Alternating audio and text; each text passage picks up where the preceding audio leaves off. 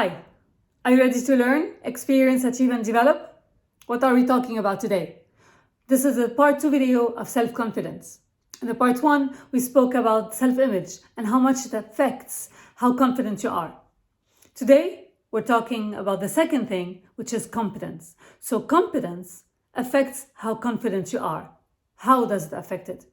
Or what does confidence first mean? Confidence is the ability to do something successfully and efficiently. So, when you are able to perform something or to perform at your highest potential in what you love doing, that will boost you so much and will increase so much your self-confidence. For example, see behind me? That's a drawing that my 6-year-old did before she turned 7.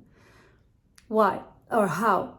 Because she loves art. She's so passionate about it. All she can say is that one day I'm going to become an art teacher or probably an artist. But now she's like all about her teachers and she loves them and she wants to become like them.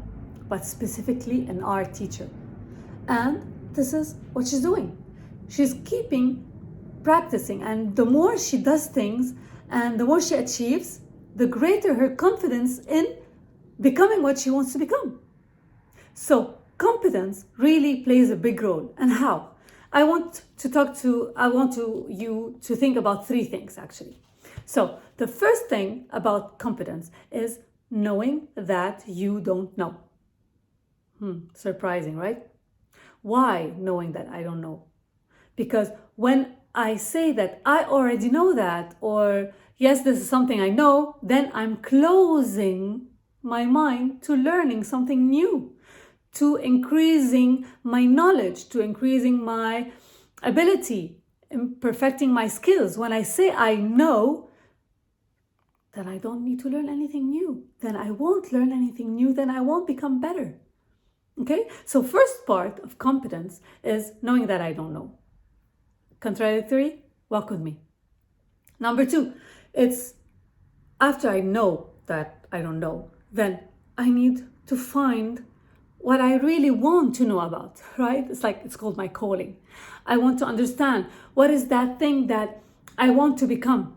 What is that thing that interests me so much that I want to learn more about? Probably I don't have now a single idea or clue of what I want to become when I grow, like as a career or as a job, but I prefer calling it career because it reflects a mission, it reflects like your vision. So back to your calling.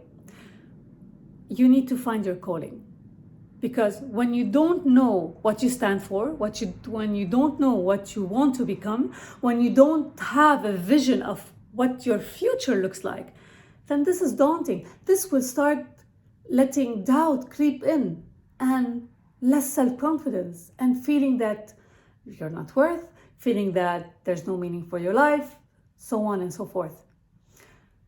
Okay, easier said than done. Let's take a deep breath. How do I find my calling? Very simple and not. It requires hard work. How? How can I work on finding my calling? First of all, read as much as you can. John Goddard read the Britannica Encyclopedia from start to finish. And this opened his eyes on all the possibilities that are in the world, and he became an explorer because he wanted to experience what he read about. So start reading.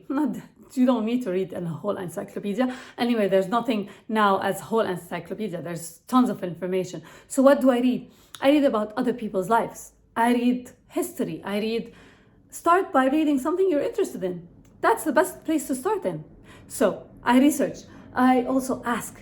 I ask the people that have been there, that have done what looks interesting to me, because no one starts from nothing at all.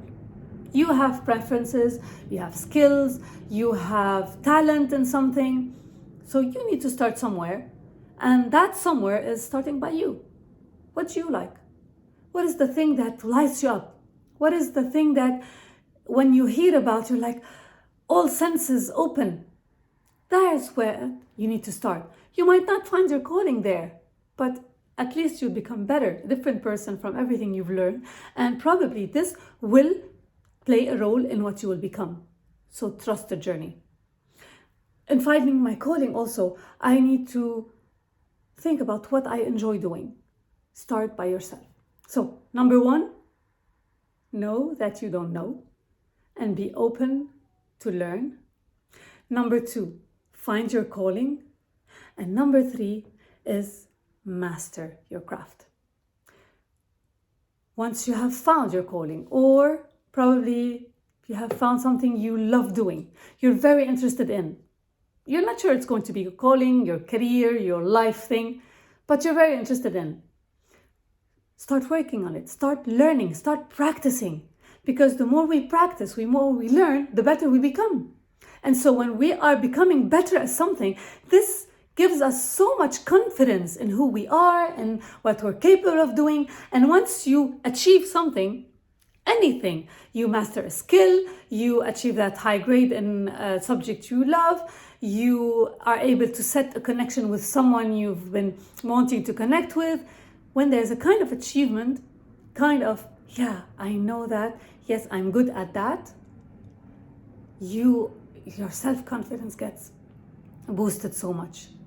And now you are ready to attempt the next best thing or the next skill, learn the next new thing, go to a new place, also visit places. So in finding your calling, for you to be able to find that calling, not just research, not just read, also experience things, go to places, go to sites if you're not able to travel. If you're able to travel, the better. Travel to new places. When you travel to new places, you discover things, your eyes are open to things that you never knew existed. Like, I give my example. I am from Lebanon. So in Lebanon, the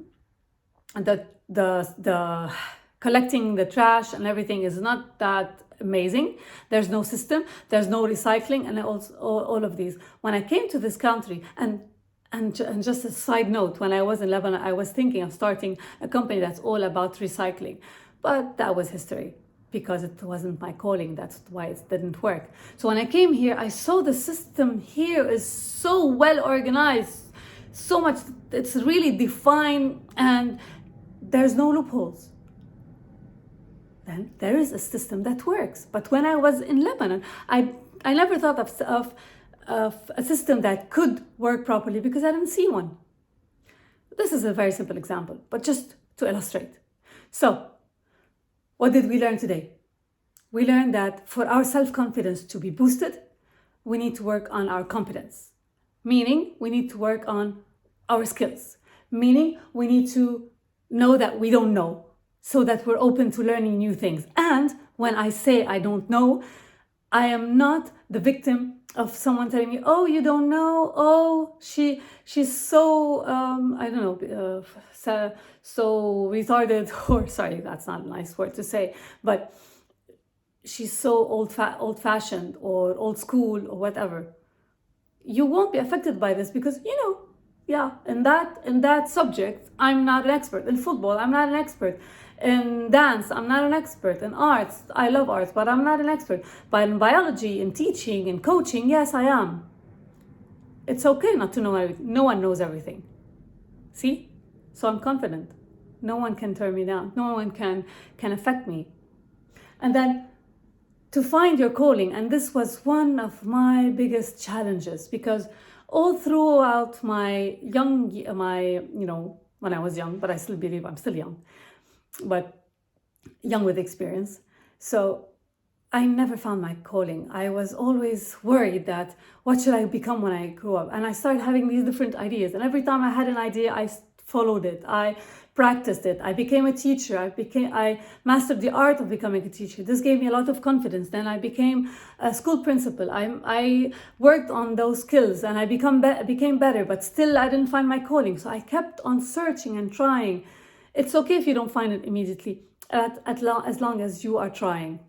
And number 3, last but not least, when you think you find something, master it. Practice it. Work hard on it. Think as this is like the only thing that you have in life and focus on it. When you focus on it, you become better at it. And once you start achieving, then this gives you so much self-confidence. And even if it's not your final calling, it will give you the confidence you need that you will find that calling. And once you find it, you will master it and you'll become the best of it. So these are 3 things that are related to competence. Keep them in mind, work on them, do the exercises I told you. You start achieving, and trust me, you will be amazed how your self-confidence will develop. And see you next time for part 3.